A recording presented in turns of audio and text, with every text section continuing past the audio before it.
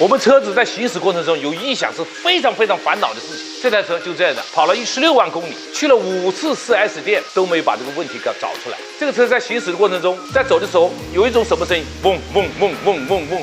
随着你的速度越快，这个声音频率越高，到了80码以后震耳欲聋。黄师傅没办法，到你这里帮我看一下。黄师傅试了车以后，最后把它判断出轮心轴承损坏了，看到没有？这是旧的，换下来的旧的。老黄告诉你一个简单的方法，让你在路上可以轻易的判断出这个异响是不是轮心轴承产生的。我刚刚是怎么操作的？我跟大家讲一遍。老黄在这提醒一句，一定要前后左右没有人的情况下，你才能这样操作，在40码左右，这个声音有了，嗡嗡嗡嗡嗡嗡有了。我往右边打下方向盘，这个声音就消失了；往左边打，这个声音加剧，嗡嗡嗡嗡嗡更响。我操作了2次，我跟我的师傅们一判断，这边的轮心轴承损坏了。黄师傅告诉这个小经验，你可以试，很容易判断出来的。